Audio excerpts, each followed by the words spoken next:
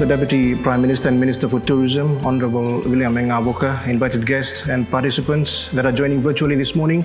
Bulavinaka, and welcome to the Roundtable on Mindset and Behaviour towards Recycling. This Roundtable discussion is an initiative of Pacific Recycling Foundation and Waste Recyclers Fiji Limited through the support of major partner Tourism Fiji, official partners Swire Shipping, Pacific Energy and Fiji National University, as well as support partners Pure Fiji and BSP Life.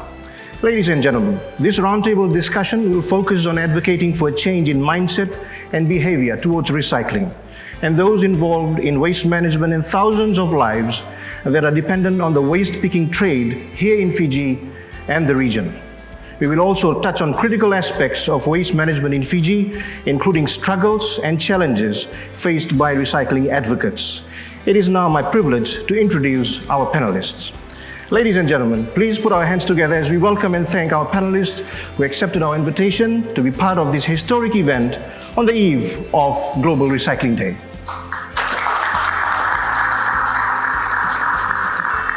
They are the Deputy Speaker of Parliament and Assistant Minister for Local Government and Housing, Honorable Lenora Ngerengere Tambua, the CEO of Fiji Hotel and Tourism Association, Ms. Fantasia Lockington, replacing the Director at Department of Environment, Ms. Sandeep Singh, is the Principal Environment Officer at the Department of Environment, Mr. Kavnil Lal, the Chief Operations Officer of Tourism Fiji, Mr. Lee Howard, and the CEO of Waste Recyclers Fiji Limited and the founder of Pacific Recycling Foundation, Mr. Amitesh Deo. This roundtable discussion has been divided into 5 segments, including a question and answer session right at the end, where we will open the floor for questions from the invited guests as well as for participants that are attending virtually. And you can send your questions through the chat box. Ladies and gentlemen, each segment will run for around 25 minutes, where each panelist will get approximately 5 minutes to talk on the topic or question. Without any further ado, let's hit the ground running. Our first segment is on the need for activism in the recycling and waste management space, a critical component needed to achieve desired results. We will start this session with Honorable Ngerengere Tambua. Madam, what are your views on activism work in this particular space? Thank you. Vinakadanje, Honorable Deputy Prime Minister, Mr. Ngavoka, and ladies and gentlemen, and Bulavinaka as well, to our online viewers and to fellow panelists. Activism is, it's why we're here. It's absolutely why we're here. I wish that there were many more of us. I believe that the activism needs to be, as the Honorable Deputy Prime Minister said, inculcated from a very young age. And this is why I am going to keep pushing and advocating for this to be part of our school curriculum. I know Brent, when we were having coffee earlier, talked about in South Australia growing up and earning pocket money by taking recyclable cans and plastic bottles to collect money that would go towards his pocket money. I think a little while later, perhaps, I don't know how old Brett is, but Australia had a very successful Do the Right Thing a campaign that even when I was in school for a little while in Australia, really enjoyed being part of. But Mr. Ngavoka also said that, seeing kids or rubbish being thrown out of moving vehicles, of buses. The vehicle I was driving one day got hit by an empty PET bottle that was thrown from a bus traveling in the opposite direction. If I was in such a rush, I would have done a U-turn, stopped the bus and, found out who it was. But activism is something that it's vital. We need more activists, but to encourage people to be activists, how do you do that? I'm a scuba diver, and I do a lot of diving, not scuba diving, but diving with the boys in the village when I go back to Kandavu. And the rubbish that you see is heartbreaking. We know that there are microplastics already in fish in Suva Harbor. I was on a Zoom call recently with a marine biologist from the Northern Marianas. She is the first woman and the youngest person to go into the Mariana Trench. And she said even at the bottom of the Mariana Trench, there was plastic.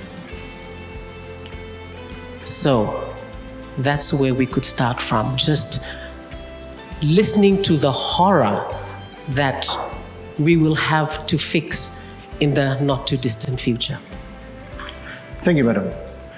Ms. Lockington, you are an activist and have been raising issues on behalf of the hoteliers and the industry for years. How important is activism work in the recycling space, and if it is, how does it impact the tourism industry? I think I'll start with talking about changing mindsets. In the hotel industry, as Mr. Ngavoka has alluded to, there is a conscious effort made consistently to clean up after yourselves, to keep your environment clean, because that's what you're selling at the end of the day. But it has become so ingrained in many of the tourism properties that it's simply become part of their operational requirements. If you're off the grid along the Coral Coast in an island resort, you don't have a choice but to be innovative in terms of what you're doing with your waste, how you recycle it. What you do with it is going to come back and haunt you, if not immediately, sometime in the future. So there's a conscientious effort to make it part of their operational requirements, that everyone working within the industry is doing what they're supposed to do.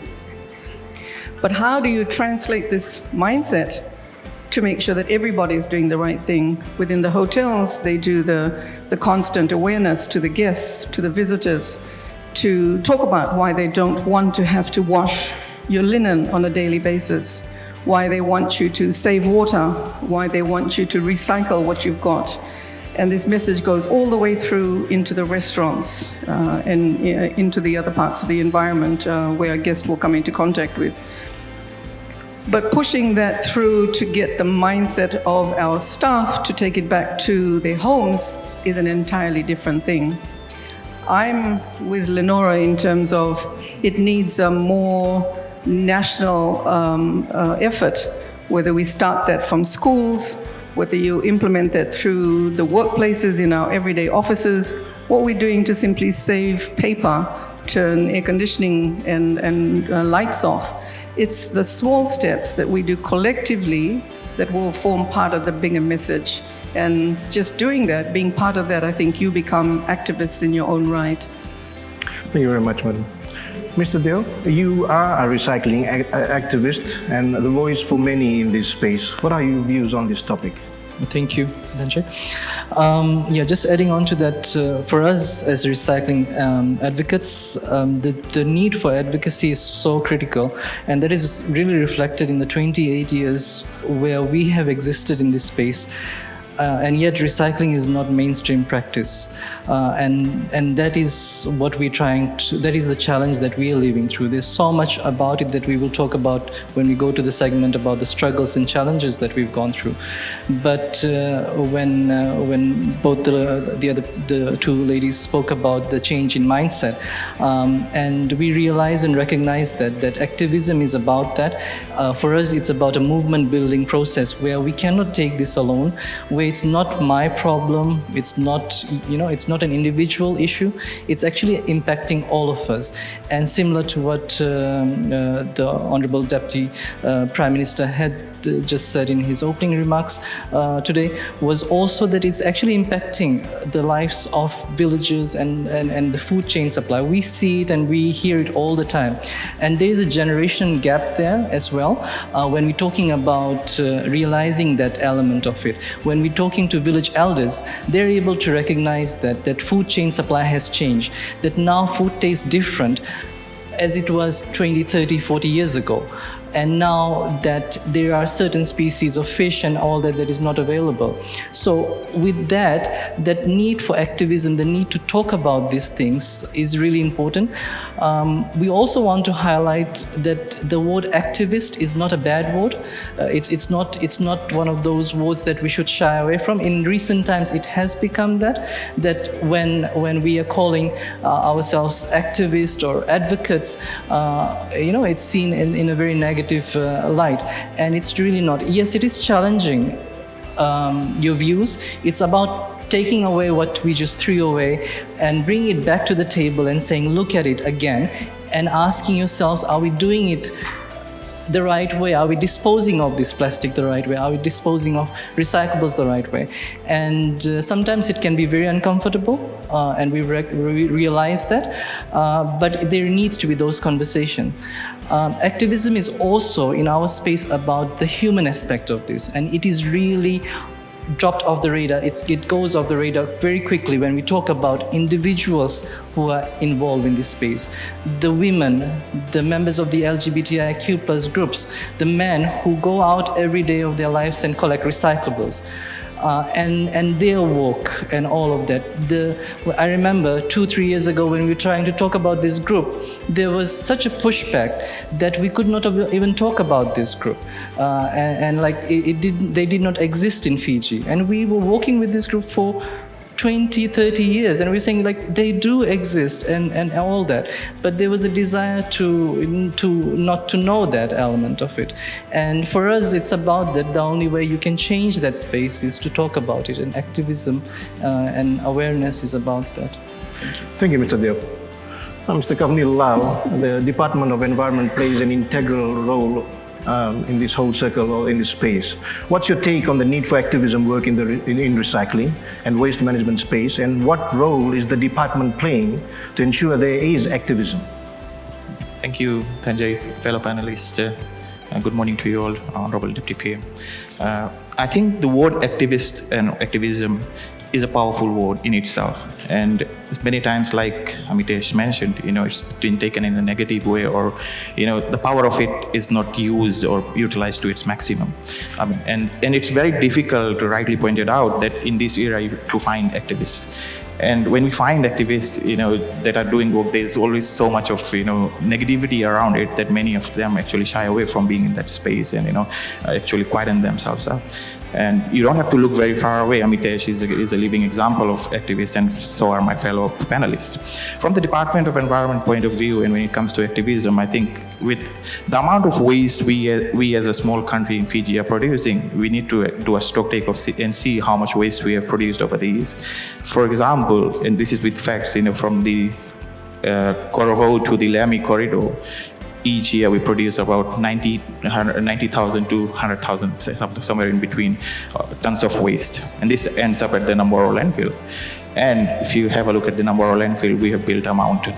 So it is about making choices. I think for long we have been, of that opinion that resources are endless and we can take as much as we want, and it does not impact the environment, or maybe my actions do not impact the environment. It's only the other actions that are impacting the environment, and we're not taking it at a personal front, saying that my actions matter. If I make take a wrong decision, take a wrong, do something wrong, in terms of what my choices are, it's going to impact the others. The food sources, the drinking water, everything, is interlinked, and this is how it is, and particularly for us in the Pacific. We are so dependent on the marine ecosystem for our daily livelihoods and so forth. And this is where, the decisions we make at individual levels is an issue. I think going back to the point, that recycling should be part of the curriculum. I totally understand, and it should be inculcated into our education system. But just take a stock take. We grew up in an era where this was already part of the education system. When I started school, this was there. People talked about it. Our teachers talked about it. They talked about the 3 Rs. Now it's about time we take a stock take that if it was part of the education system back then, why hasn't it materialized into our actions today? I think there is a big disconnect because it's being taught, but in practice it's missing. And this is where maybe we are not making informed choices when it comes to our consumption patterns, our behavior, and generally the actions we take that we should be taking as responsible citizens is probably this disconnect in that regard. And for example, the Recycling on the Go initiative that Amitesh and his team have done, wonderful initiative. I think this is a good way to to assess, because this is done at a high school level at the moment. And like I said, if this has been part of the education system, how has it materialized at that level when they are about to graduate from high school? Has it become part of their daily it's part of their daily activities, it's part of what they do as mature students. So these kind of things need to be taken into consideration as well. And in terms of the Department of Environment, what we have done, we play a regulator role, but as much as we have a regulator role, we love these kind of initiatives. We want to work with the relevant stakeholders, and I want to put it on record, with having Tourism Fiji as one of those partners that come on board here. I think it's a classic example of the kind of stakeholders that we need on board. And I think if we do it in silos, we do it as individuals, we're not going to have that kind of impact that probably we will have as collectively as a nation. And this is the right time. I think this is a good start off to join the movement. Take actions that speak volumes. And understand that the environment that we have, it does not belong to us, but to our future generation from whom we have borrowed. And we have a responsibility that we make informed choices, we take the right steps, so that we leave the environment in a better way than what we inherited or what we took over from, and for our future generations to enjoy. I mean, the pristine environment that Fiji has and all those things, we've been selling it out to the tourists, and it's a good thing, but for our future generations to see it, I think our actions again matter as much as it matters for attracting tourists and all. For our future generations, it's equally important, that we take the right actions so they can enjoy this pristine environment as well. We can go on and on, but I'll end there. Thank you. Thank you, Mr. Lau. Mr. Howard, how important is recycling activism for tourism marketing? Thank you. Hello, good morning, everyone. Honourable Minister, Honourable Mr. Lenora, thank you all for joining us today. If I can please just give some context first. I joined Tourism Fiji in July of last year, and one of the portfolios that I was given was sustainability. And sustainability was a very new thing for me to really grasp and understand the very essence of what it means. And in the first few weeks of when I joined Tourism Fiji, I actually came to Suva to meet with various stakeholders and look for opportunities of collaboration and ways to amplify initiatives and campaigns that some wonderful organizations are doing in the sustainability space. And on this particular day, I had a meeting with the Pacific Recycling Foundation. And I can't remember exactly why we had this meeting, because some of my appointments were already pre-organized. But I came to Pacific Recycling Foundation and I sat down with Amitesh and the team.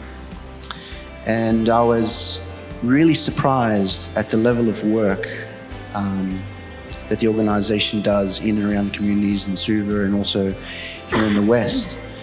And I remember being absolutely blown away by all of this, leaving with this incredible sense of conviction. And I remember going back to my hotel room that evening and doing some research on issues with recycling and waste management. And I remember coming across this article that said that in Australia, around 3.4 million tons of plastics are ending up in landfills. And that for me just blew my mind away, in the sense that here is a country that is modern with amazing technology and recycling programs, but yet it is still fundamentally an issue. And I've never shared this with Amitesh, but when, as a child growing up here in Fiji, my family and I, we fell through some very, very difficult, hard times, and we had to relocate back to Australia. And we essentially lost everything. everything that my parents had worked hard for many, many years. And so we came to Australia with absolutely nothing. And the very first job that my father took was an informal waste picker. And I remember feeling as a child absolutely embarrassed what my father did. And there was this period where we didn't really want to be seen or associated with my dad. And I remember in my hotel room what that feels like for some of the work that people do in our communities.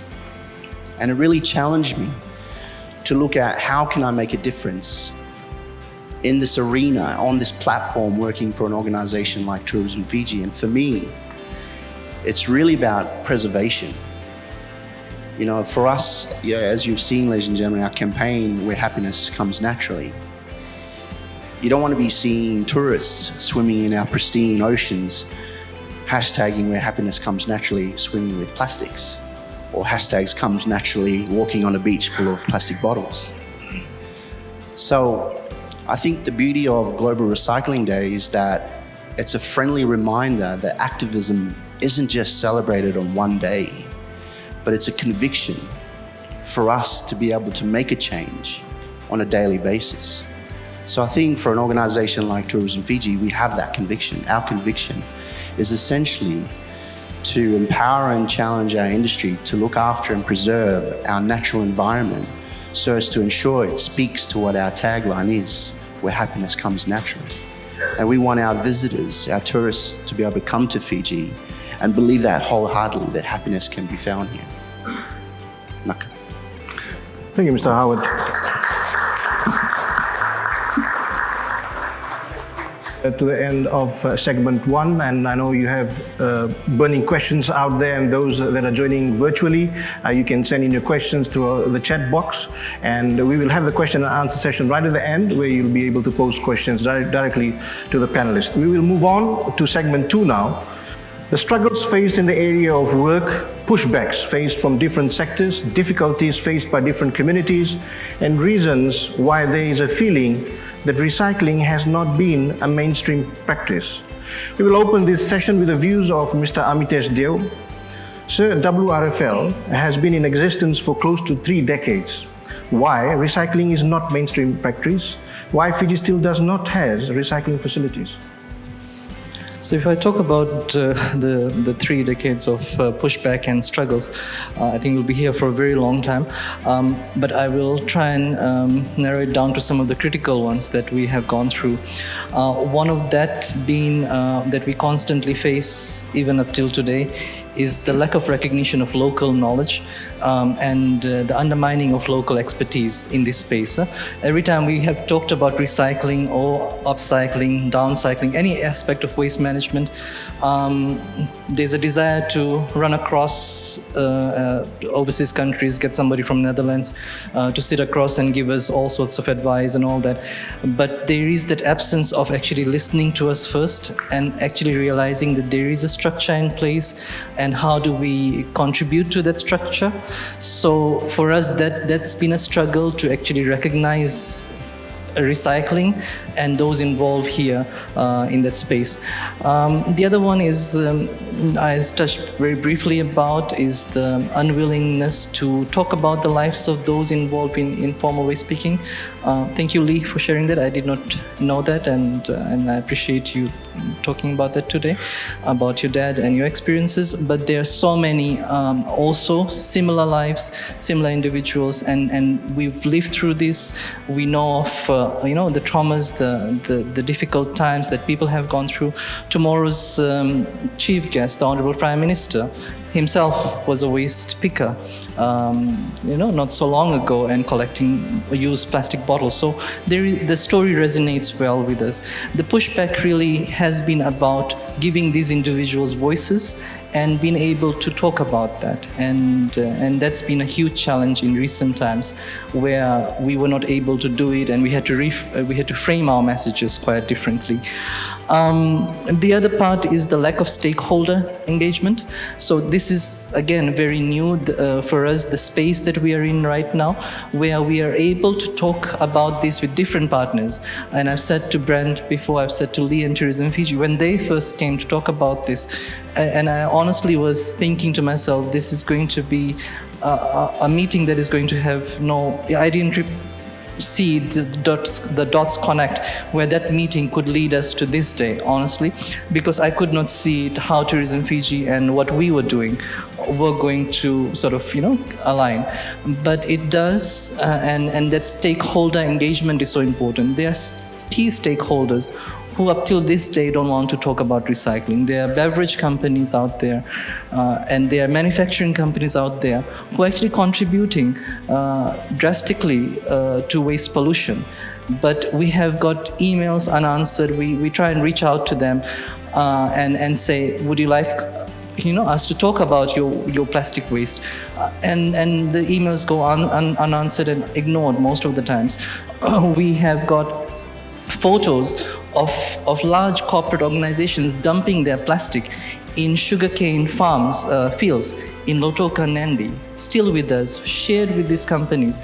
And when we share the photos and say, not to point them out, but sharing it with them that, there is better ways of dealing with that. You're taking it and there's a cost attached for you to transfer it and dumping it there. Why don't you talk to us and why don't we get together and recycle? The next day we get calls from their legal team. How did you take the photos of this, and it's public places or it's in somebody's backyard. Obviously we can take photos, but that's the kind of treatment you get. Instead of talking about recycling and instead of talking about how do we solve this problem, it becomes a very defensive territory, and it becomes about profit margins and all of that. So that is a challenge, and that pushback is really strong, and we need to, and I think a lot of it is been also created by the lack of that atmosphere, environment where we can talk and solve this problem collectively. The Pacific way of doing things, I think, is missing. And that is why when we chose the theme, Plastic-Free Pacific, we meant Pacific, because that discussion is missing, where we can talk about this. And so these organizations think that, again, because we are a recycling company, we are picking on that, or we are trying to be difficult, and that's why the pushback is there. But actually we're just saying we want to help solve the problem. So I understand, early this morning I woke up and I saw some companies and some organizations were joining into the Zoom link at 6 o'clock, and I was really happy, but it started at 10 o'clock. But if you're joining in at this time and you're listening to this message, please understand that we want to work together to solve the problem. Us taking photos of plastic in a sugarcane farm is not to pick out on anything, but to say there are better ways of dealing with your recyclables and all that. So yeah, corporate bullying has been part of it. Last week, 2 weeks, when we started our campaign, I've got, we've got pushbacks in that sense, and emails and all of those things of different things happening. Our team is internally knows about those things, so we've gone through some of those things in just this short time also. So again, the message is that we want to be able to solve the problem of plastic waste through recycling. We want to ensure that the lives of people attached to this space also improves. Thank you.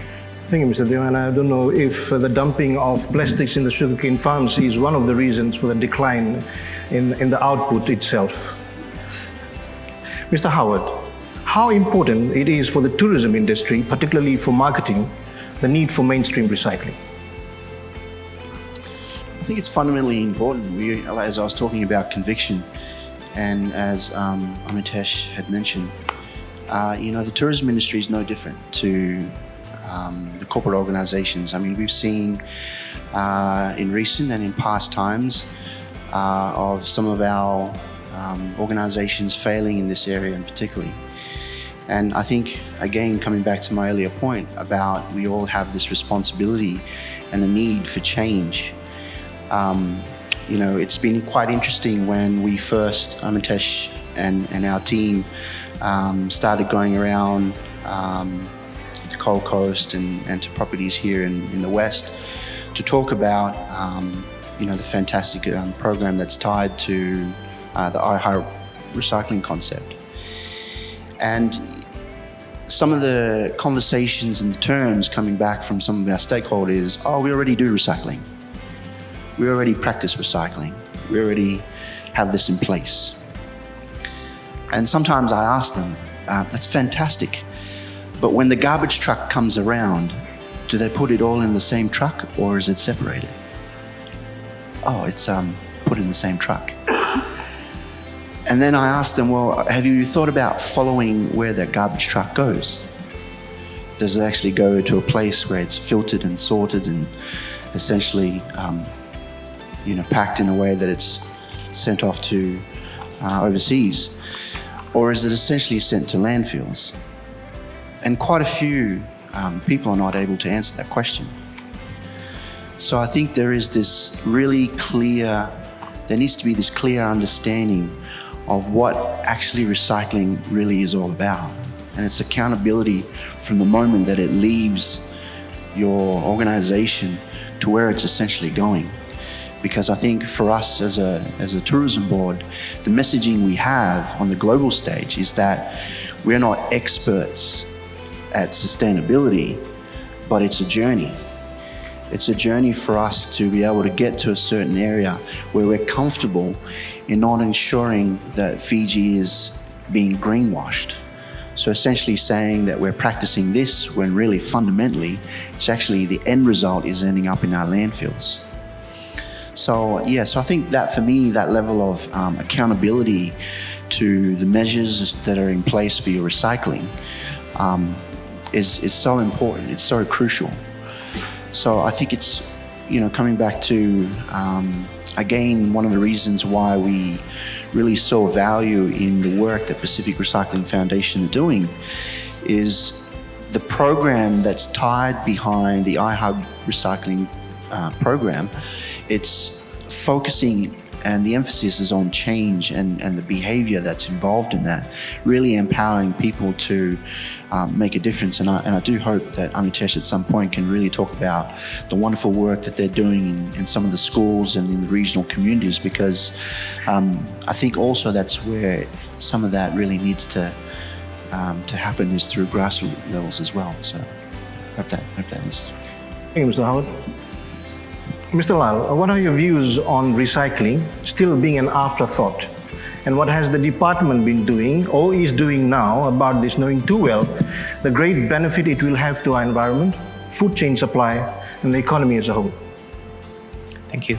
I think waste management, when you talk about waste management in general, and from Fiji's perspective, or you talk about globally, it's an issue. And no country, you can say, we're talking about Australia, how it is in Australia, far much developed country than what Fiji is. Waste management is a global issue, and subsidiary to it, pollution issues have become a planetary crisis.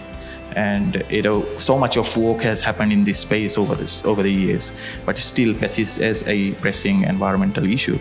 And when it comes to recycling, I think recycling is not the solution, but is one of these solutions. Not the sole solution, that you can have when you want to address waste management issues, but recycling is, presenting one of these solutions that we can have when it comes to waste management.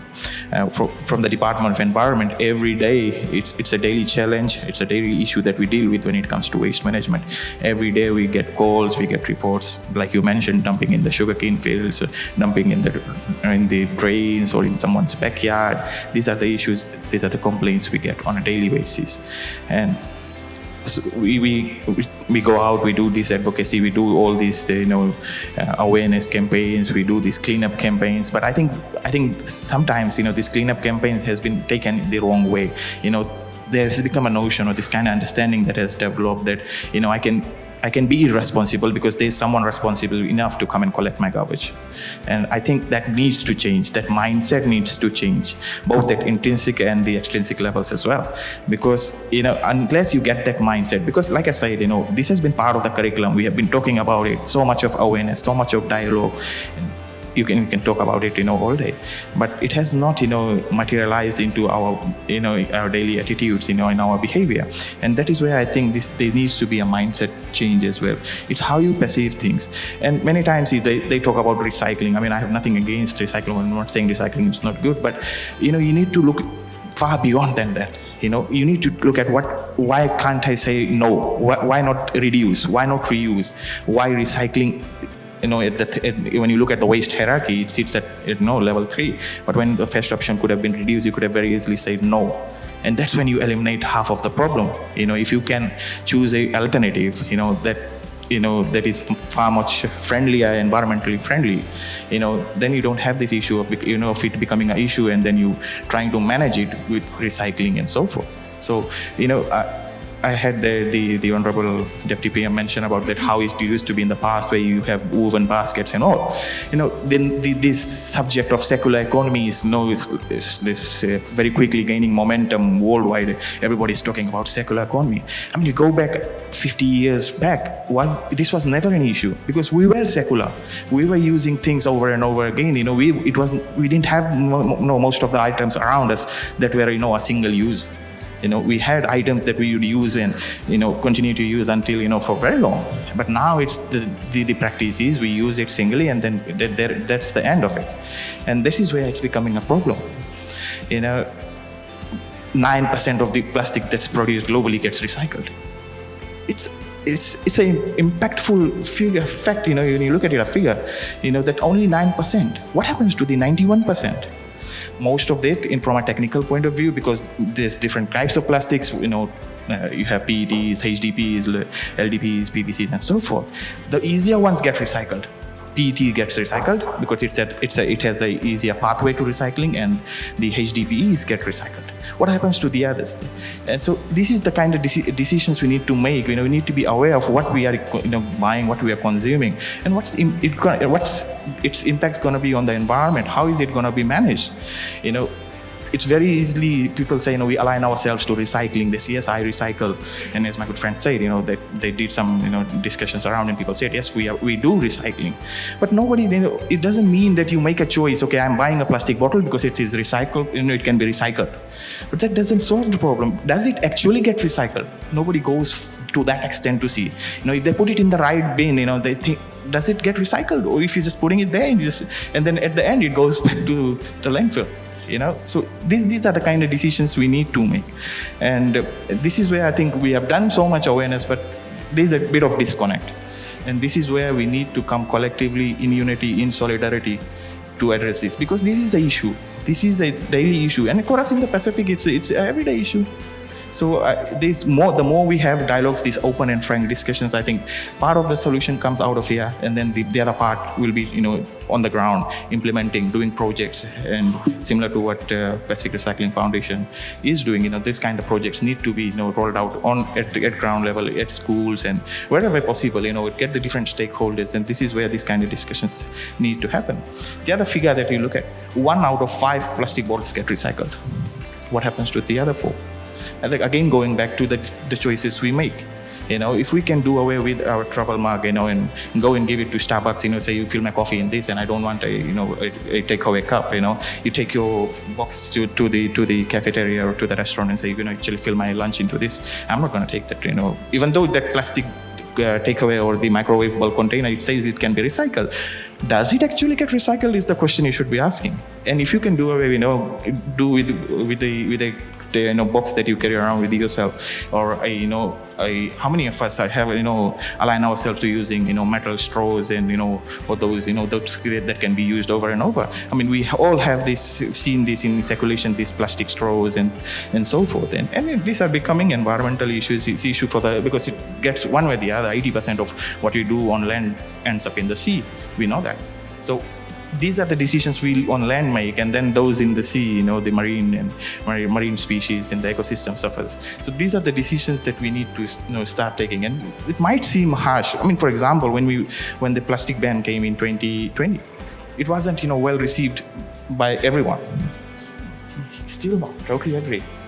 And we still get questions, why? Because the Department of Environment has the mandate, where we get these plastic import permits. Anyone importing plastics into the country needs to have a permit where it's an assessment is done if that can be imported into the country given this use, because there's certain use that are exempted. But, and if it gets declined, then we get these back and forths with the clients, saying, why can't it be? And we have to keep answering to them because they think, that using plastics is okay. To any extent they want, or for whatever use they want, because they in their head think that it's okay because it serves their need. They're not going far beyond than that to see what its implication will be. How is it going to be managed? And these are where the real challenges are. Thank you. Thank you, Mr. Lau, for that in-depth explanation on the question, and that's why we have various actors from various stakeholders here that definitely will be taking note and going forward, could have possible further roundtable discussions, forums such as this, to further discuss and look at real solutions to get to solutions for recycling and other solutions that you have mentioned. Now we'll move on. Honourable Ngere Tambua, from the government's point of view, and as the Assistant Minister for Housing and Local Government, what are your views on this very important topic and recycling? Of course, there are some reservations, and whether there needs to be more and meaningful collaboration from relevant government agencies to make recycling a mainstream practice. Thank you.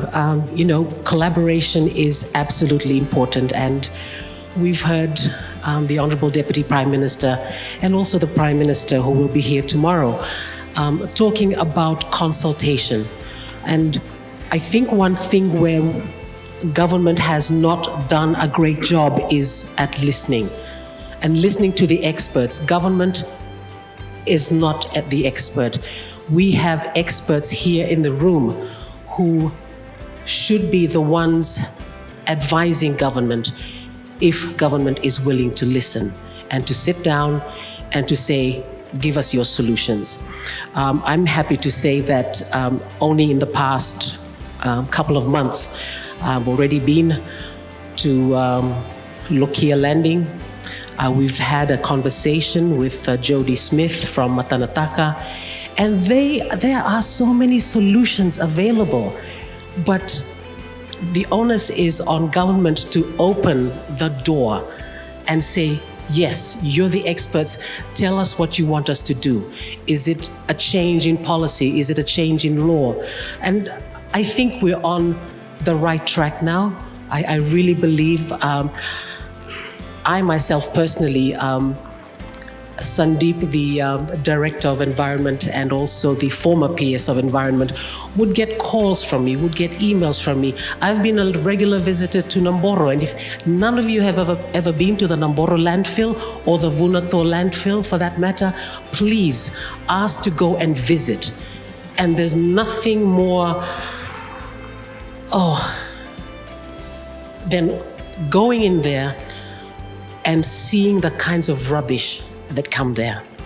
And I've been asking certain members of parliament, please make an effort to go out to Namboro, because it's not until you see it, it's not until you're immersed in it, smelling it, looking at the kinds of rubbish that's coming there, that you get to understand. Now, I come from a very, very small village in Kandavu. We're probably one of the smallest inhabited islands in Kandavu. And we have a rubbish problem, because all our packaged goods come from the mainland, and then we don't have anyone bringing that rubbish back. My own family, we absolutely are militant about take your rubbish back to the mainland. So we'll wash our cans, bring the cans back, we'll bring back the plastic. But then we talk about diapers. I keep telling the people in the village, one of these days when you go and put a fork in there to start building the foundation of your house, you're gonna hit diapers. But coming back to the question, it's about consultation, it's about collaboration, and it's about sitting down and admitting you don't know everything. There are experts in the room, there are experts around the country, and as government, we really need to listen. Thank you very much, Madam. Ms. Lockington, we'll finish this segment with you. Hotels and resorts produce a massive amount of waste materials on a daily basis, mostly recyclable, such as PET bottles and so forth, which are ending at dump sites and landfill, as mentioned by Honorable Gerengere Tambua. These recyclables are then collected from dump sites by the collection pillars of recycling, previously known as informal waste pickers, who then take them to the recycling yards. What are the difficulties of the industry? Why the hotel operators have not considered to opt for mainstream recycling? Thank you. So I'll answer that question two ways. And I think the first one is to understand why attitudes aren't changing, and then where are the bigger gaps in terms of legislation, regulation, and the understanding of whose responsibility starts and stops where, and who's accountable and who takes the accountability. Let me start with the first part.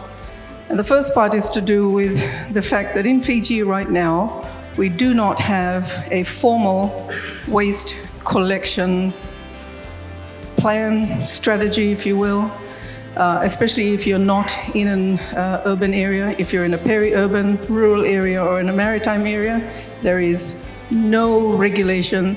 There is no way that anyone's going to collect your rubbish.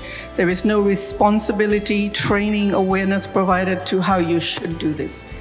Therein is your first gap. And it's very well understood by the Department of Environment and many other ministries. FHDA has been at the forefront. I was probably behind Lenora in terms of writing to the Department of Environment and constantly calling Sandeep on her line. So that's the first part that we need to get right first. You need to get the steps right to make sure that everybody can do the right thing, and in knowing what the right thing is, to be holding people accountable within those areas, and making sure that the people who are supposed to be the enforcers are provided the right capacity, training, resources, and funding in terms of budget to do what they're supposed to be doing, because we do really lack in a lot of those areas. My second part is telling you the story that I shared a very small part with Lenora, because we're trying to get our heads around it ourselves. About a month, maybe a month and a half ago, over a couple of weeks, there was a lot of discussion between property owners in the Mamanutha Islands, because it was reported that a derelict vessel had been seen drifting in the Mamanutha waters.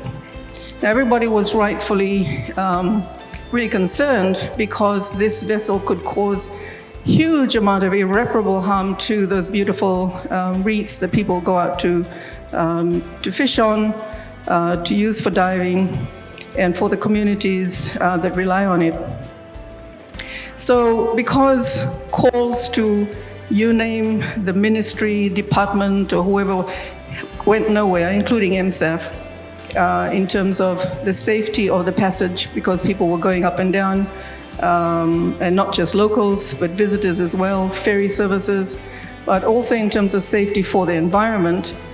The resort owners got together and said, okay, we need to do something. So a few of them got together, went out to the derelict vessel, pulled it out and anchored in a safe place so that it couldn't drift. And it was just coming into our cyclone season, so there was a lot more anticipation that something could go wrong. Then they got people who are good at doing these things. I'm sure there's a term for them, but I can't think of it, to make the vessel safer. You know, that it had no oil, that it had no fuel, that it didn't have any little bits and pieces that could fall off while they were towing it. And they provided an anchor, because it didn't have an anchor. That's the reason it was drifting. And so they anchored it. And then they spoke to somebody out in Vunda Marina to convince them that, you know, they needed to make this area safe. Could they? Because, you know, that we were going to have bad weather. We dodged 3 huge bullets with the cyclones that missed Fiji. And so the marina organized somebody to tow the vessel into the marina, lifted it up onto the hard stand. In all this time, constant back and forth with the departments concerned. What do we do? Who do we make responsible for this? Who's going to pay for this thing to happen? All of a sudden, the owner of the vessel has turned up to say he wants it. And he is banging tables to say, I want my vessel back. till now, and I think it's into the second month, no one has taken responsibility. We still don't know whose job it is, whose enforcement should be brought to attention to address this issue. And it is going to happen more and more often. So I wanted to tell you those two bits because that identifies the huge gaps that we have within Fiji for recognizing that we have very huge problems that you can't simply overnight try and change people's awareness and mindset about by introducing recycling because they're so used to having to do things themselves. So they're going to do it the wrong way until we show them what the right way is. Thank you. Thank you, Madam. Ladies and gentlemen, segment 3 is about innovative ideas and concepts in the pipeline to growth, enhance, and complement work aimed at change in mindset and behavior that we have been talking about in the previous segments towards waste management. We'll start again with Mr. Howard. Tourism Fiji has recently been making headlines for partnering with PRF and WRFL, as you've also alluded to earlier, for recycling initiatives. Is this aimed at changing mindsets and behavior towards recycling? And if you can also talk about the plans going forward for this year and the years to follow. Thank you. Yeah, definitely. It's as I mentioned earlier before, sustainability is an area that falls within my remit in our organisation, and within sustainability, there are 4 pillars that that we have a focus on. Those 4 pillars are the environmental aspect, the social aspect, the cultural aspect of sustainability, and the economic benefit, of course, to our local communities and to the overall wider economy for Fiji. Recycling for us is just as important in all the range of initiatives that are out there. Last week, Tourism Fiji held a webinar to first and foremost to promote Global Recycling Day, but also to hear of some of the work that our industry stakeholders are doing in the recycling space. And we heard from the Hilton, who are doing some amazing work. Some of the initiatives that they have is looking at bringing a plastic shredder and essentially shredding the plastic and reusing it for different purposes.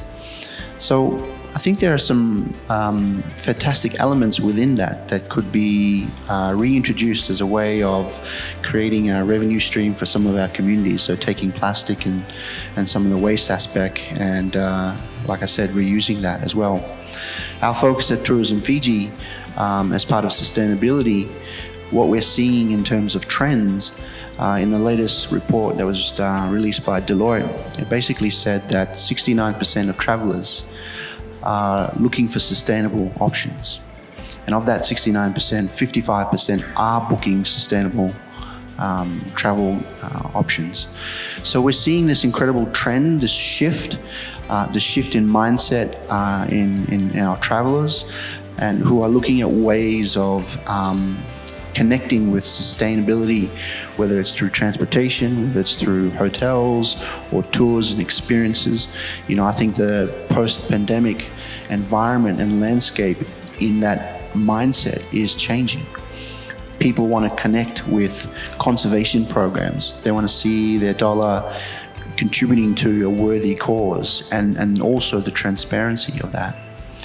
So we've been behind the scenes. We're looking at ways of really amplifying sustainability. We have some fantastic news to announce tomorrow that I'll allow our CEO to mention in relation to Global Sustainable Tourism Council. But our membership with GSTC has allowed us to explore ways of a certification and accreditation program whereby hotels who are wanting to adopt best sustainable practices could look at ways of going through the prerequisite of becoming certified in sustainability. So we have this plan and we're hoping to have some stakeholder engagement and discussions with Fantasia and of course Softer and other members of our industry on what that accreditation program would look like for Fiji and how do we position that in a way that speaks to our visitors that sustainability is about a journey. It's not We're not champions. We're certainly not experts in this, but it's a journey. And I think for us, we have a bit of a journey throughout this year through various initiatives. Global Recycling Day is one aspect of that. We're also looking at World Ocean Day as well, and partnering with other conservation organizations in really raising awareness on the impacts of our environment and the degradation that happens within that. If I can just add one last comment, and just listening to our panelists before, you know, in my view, this is my view in the sense that I think we have this issue of it's not my problem, it's someone else's problem. And it's only a problem when it actually becomes a bigger problem. And I'll give an example of Freesol, the Chinese development company that had this massive environmental impact. And what blows my mind is that we're seeing all these environmental concerns and issues, but recycling is just as much of an issue as what the environmental impact such as Freesol does to our ecosystem. Dunjay, I'm pretty sure you remember there was a story that you covered in 2021 of a gentleman that was caught on video throwing diapers on our beaches, right? It's, again, the mentality is, well, it's not our problem. You know, someone else will come by. But it is a problem when everyone sees it happening. We all rally, we all join together to really condemn and really, you know, go to town on people for failing to do the right thing. So I think we need to change this mindset. Again, coming back to the very theme of what we're here to talk about today is the change in mindset and the need and the behavior which calls for action. So I think there's a lot of space, work that needs to be done in this space. Yeah.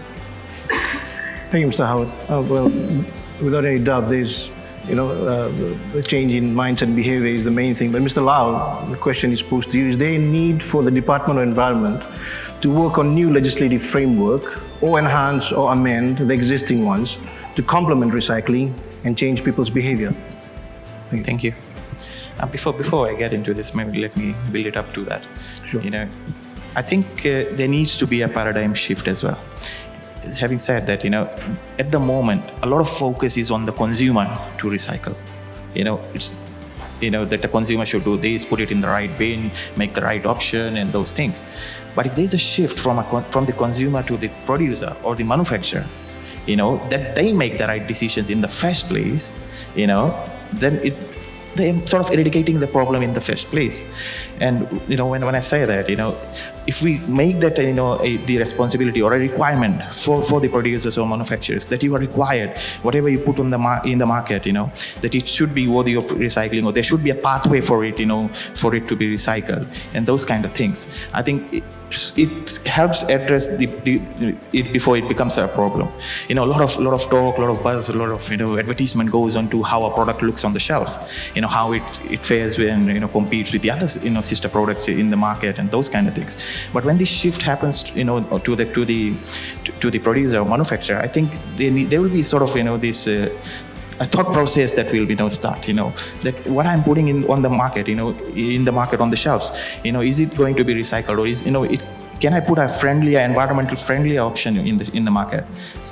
They'll make it cheaper, you know, those kind of things. You know, I think if that shift happens, and I think it's important that we have this shift, because we have had a lot of discussions, you know, and, you know, putting it on the consumers, you know, that maybe it's entirely there. But if we take it back to the consumers, the producers or the manufacturers, I think a bit of, you know, problem can be solved there.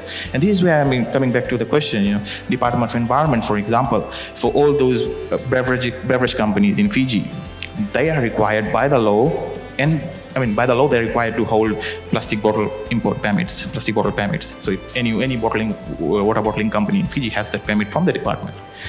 And as part of the condition of the permit, they're required to have recovery rates. You know, so in the first year, the permit is usually very valid for 3 years. So in the first year, you have a 75% recovery rate. That's a requirement of the company. In the second year, it's 85, and then in the third year, it's 95% recovery rates. And that is a requirement that is the existing legislation in Fiji. that they are required to have those recovery rates. So it's putting it back to the producers or to those that introduce the product in the market in the first place, that this is what's expected out of them. And I think that this is the kind of requirements that need to be set out to most of those producers, manufacturers, those that introduce the product in the market. That's one area, in terms of the legislation. We have the Environment Management Act, which is, of course, as I have seen, always is quite forward-looking. I mean, we brought the plastic ban in 2020, but it had provisions, introduced in 2005, but it had provisions, it had, subsections there talking about plastic and management of it, how it should be imported and all those things in it. So the Environment Management Act is there, and we have the subsidiary regulations. There's certain aspects that need to be re-looked at, and because maybe now plastic has become a modern day challenge, and these plastic bottles and plastics in general and so these few things need to be probably updated in that, as it was your question, whether it should be relooked at. But we have had the 7R policy that was launched last year on the Global Recycling Day, and we have had some discussions, we have had some awareness, but we haven't had the right kind of discussions, probably right stakeholders on board yet. We need to, from the department point of view, we will have these discussions. We want to get more stakeholders to understand and appreciate what the 7R is there, what it entails, and what it offers to the different stakeholders, and those kind of consultations that need to happen. And I think this is where the department will need the support, will need the to have these discussions with all the stakeholders that are involved in this space. And when you generally speak, plastics and everybody is a part of it. Everybody uses it. So everybody's input matters here as well. And I think in this way we can actually, the existing legislations can be re-looked at, and of course we can take it from there. Thank you. Thank you, Mr. Wan.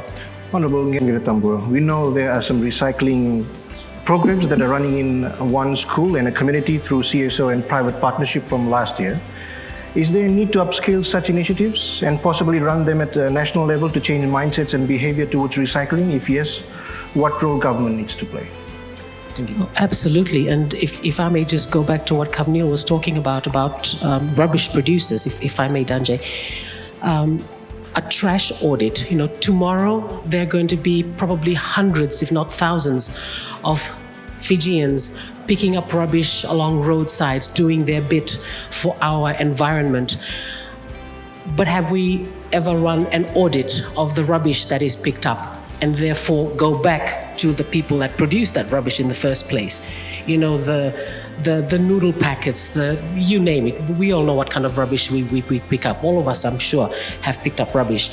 So I think a trash audit might be something that we might want to think about going forward.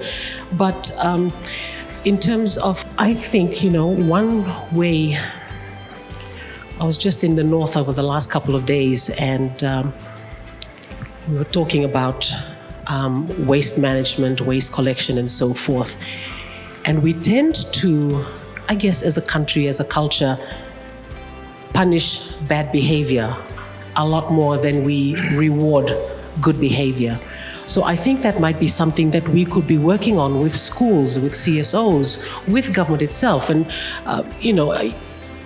is rewarding good behavior more than we punish bad behavior, just reinforcing that this behavior is good, and therefore working with CSOs in school communities is very important, because hopefully the kids are taking these messages home.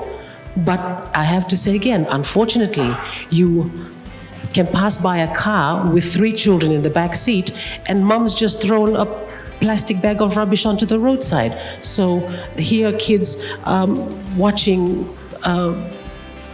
bad behavior. This is being reinforced. It's not our problem, it's somebody else's problem. But absolutely, we really need to have this reinforced in right across the country. And I think especially in rural and maritime communities, because unfortunately for a lot of us from the islands, the sea, once the rubbish is under the waves, out of sight is out of mind. And that is where we have to start taking these programs from the mainland. And I know that this is part of your plan, so I'm very grateful for that. But absolutely, yes. Answer to that question, absolutely. I have some follow-up questions which will come in the next segment based on your answers. Mr. Dio, we'll move on. We would like to know from you the work that organizations like Waste Recyclers Fiji Limited and now the Pacific Recycling Foundation is doing in this space and plans going forward to impact behavior change. Thank you. So we have certain programs that we are running. Swire Shipping is here, and we started our ROC program this year with Sheraton College. But before I touch on any of that, I just want to emphasize on some key things, and that is the fundamental principles on which our organization is based on. One of it is do no harm. So when we're talking about innovative ideas, when we're talking about implementing different things, different people, different players, doing different things, we must ensure that it resonates with that principles of do no harm. Meaning that when we are implementing certain projects, does it have a negative impact on the community that we are, or the grassroots community, or the environment, and things like that. The other, as recycling advocates, the other call that we always make out when we are talking about innovative ideas or changes in the space is, and it's something we took from the disability groups, is nothing about us without us. And we are very, very firm about it, as you do not talk about recycling without people engaged in the space, because you need that expertise, you need that awareness, and you also need that guidance to take the discussion forward. So when innovative ideas come to discussions and all of that, I think those two principles of do no harm and nothing about us without us is going to be something that we will push through throughout. In terms of programs that we've implemented, we did our Recycling on the Go program with 24 students at Sheraton College. It was something that we, when Swire Shipping came to us and said they wanted to do a schools program, we were very, very careful on selecting this program, because we know programs have failed where we have got just bins given to schools and told to 1,000 students to put this in that bin, and it doesn't work. So here what we did was we took 24 of the 900 students, we trained them, and we said, this is what recycling is about, this is what you do, why you do recycling, the gimmicks of recycling. Also, there's gray areas in that space as well as many other fields, about the lives of those involved in informal waste picking and all of that. So, and through that training, these 24, and just a backstory to that, we initially called them 24 recycling advocates. We were told that you cannot call them recycling advocates, so we had to change that from recycling advocates to recycling ambassadors and all of that. So that was that time, but because apparently advocates challenge authority and all that. So that was a challenge itself, right? And all that. So now they became 24 recycling on the go ambassadors. But these ambassadors then became very effective tools that we could prove to ourselves. We tried a different strategy where we took a community and tried to train them the same thing. So this community was made up of 140 residents, and it failed very quickly because we could not get participation. We changed it around when we got 15 people from that community who then we said are recycling advocates, train them and all that, and it works very well. So there are things we are learning. It's an evolving program for us.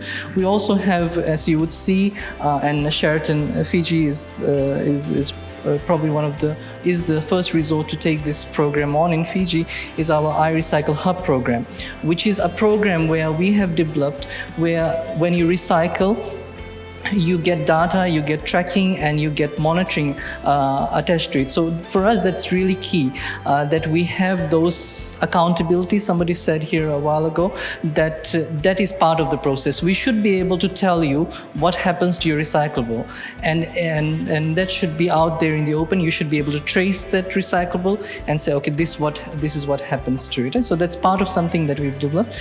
Someone also, I think Honorable Lenora spoke about outer island, maritime areas and all that. So we are really concerned about recyclables and plastic in particular reaching these places and never finding its way back here.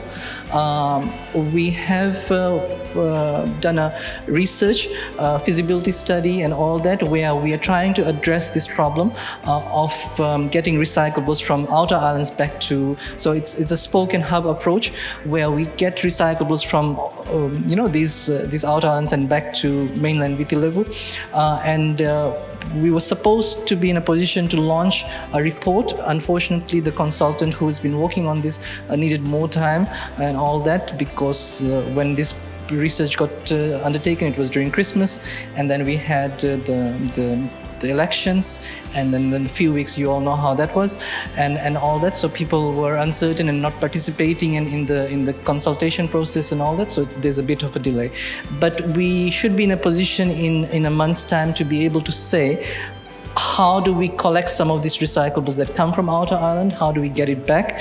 And what models do we use to get it back? Attached to all of these things is also, while we're having innovative ideas and all of those things, our long-term goal is to create or capture enough volumes of recyclables that justifies a large-scale capital investment into recycling facilities and can employ waste pickers in informal sectors. For that, we are also working closely with those engaged in informal waste picking to empower them. Last year, we did a workshop on human rights, legal literacy, and all of those things for 16 women engaged in waste picking. This year, we are doing similar programs with the waste picking communities in Reki Reki, Ba, and even in the north. So we are looking at those programs of how do we empower these groups of individuals who are working in this space. Those of you who will be joining us tomorrow, a group of our CPRs, women engaged in informal waste picking, are coming here tomorrow.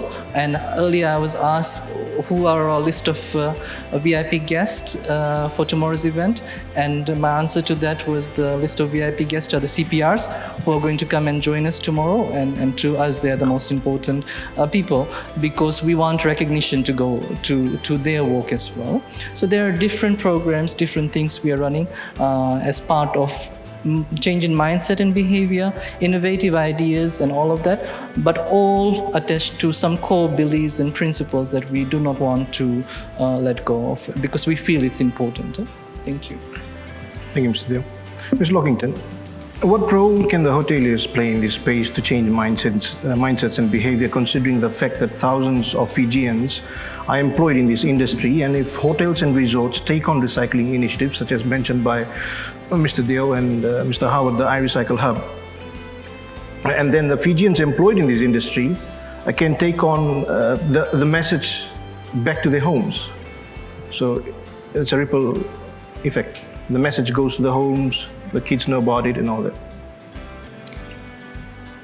As part of CSR initiatives, corporate social responsibility, and more ESG, environmental social governance responsibilities, you'll find that most hotels, because they have a board or reporting structure, it's expected of them for them to be doing something very substantial in the recycling and protection of the environment space, where we can make sure that they do a little bit more in terms of making sure that the communities around them take up some of that responsibility, that awareness and that understanding back to their homes, is making sure that is probably inculcated into the training programs, because there's a lot of training programs and awareness sessions within the industry, but it doesn't quite talk to, in a lot of cases, what you should be taking back home. It kind of touches a slightly different space, but I know that FHDA has started to look into some of these areas, starting with, recognizing respectful workplaces, and the reason that you train your staff to treat women and children in a particular way that is respectful, hoping that this behavior will translate back into the homes when they take it. So we could probably include some of these areas in terms of creating that awareness and making sure that the hotels can include this in that space. There's certainly a good reason for us to take it through. I guess we'd have to have a think about how you make it work so that it is not pushed down but becomes more of something that, why should we be doing this?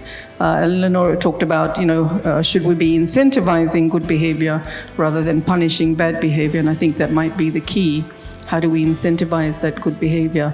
Some years ago, I recall that if you drove along the Coral Coast, you would see rubbish being separated into the different container types, so that, and these were initiatives from the Coral Coast hotels. And I believe that was part of their incentivization of some of that good behavior. There used to be, the cleanest villages, the beautification program. I think the Honourable Minister will remember some of these. It might be time to bring some of these back and get those programs, give them a little bit of lift. Maybe we can work with Tourism Fiji on that as well. Thank you. Before we end this segment, I have got a follow-up question for you, Mr. Dale. And this was brought up by Mr. Lal earlier in regards to recyclables, whether they are actually ending at recycling facilities or ending up at landfills or dump sites. And you mentioned earlier that there's a program to capture recyclables from outer islands, maritime areas. So I think there's a clarification needed, and the issue has been raised that there's so much talk about recycling and whether the recyclables are actually going to the recycling facilities. So I can only speak about what we do and what we practice. I know there is a lot of issues around that, and we constantly have issues of players saying that they are recycling or are collecting recyclables, and we've heard of how it all gets dumped into one bin and gets taken away. With our program, we have a tracking system where we can say, okay, what actually happened to a product and where it goes to. We also we've worked very closely with certain partners overseas, so the need to ensure that we're working with credible partners overseas is there. I also want to acknowledge the Moana Taka program, and that is allowing us to ship recyclables of very low value items, which we continue to do today. And if that had not been there, things like cardboard, certain grades of plastics, and all of those things, we would not be able to send that across. So yeah, that has really helped, and that ensures that we are able to ship recyclables out. We do not have enough volume of recyclables of most recyclable products to process that locally here into different products and all that, but we're actively exploring that. And again, that's about participation at this stage. Coming back to Kavneel's comment there, I totally resonate with that there is a need for total transparency, and there is all that happens. There is that talk about that companies do take recyclables and it just ends up in landfill. So it's part of reality here. Thank you, Mr. Dale. Ladies and gentlemen, segment 4 deals with the importance of policy alignment and networking to take things forward. What is needed, key message to public and partners. We will keep this segment short to 2 to 3 minutes, very precise. And we will start this segment with Ms. Lockington. Madam, your views on issues such as policy alignment, networking and collaborations. I think I already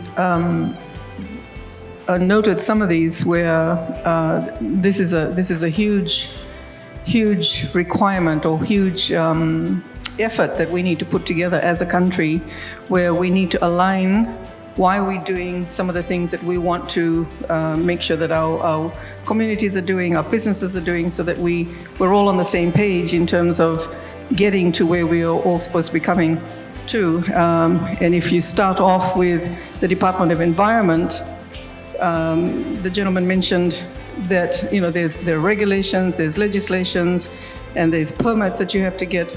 But what happens when they don't do that? What happens when the business doesn't do what they're supposed to do? Do they have a stick long enough to make sure that their business pays somehow? And then you flip it to the other side to say, what happens when somebody does do the right thing? What are we doing to recognize and incentivize businesses who are doing the right thing? Do they get some sort of tax rebate? Do they get some sort of recognition? If we're talking about sustainability in tourism for Fiji and the Pacific Islands, are we going to recognize in the future some sort of sustainability program where if you fall within the guidelines, do the minimum and anything above, you get some sort of recognition. You go to these hotels, they're doing all these wonderful things. If your hotel is not on that list, they're probably not recycling better.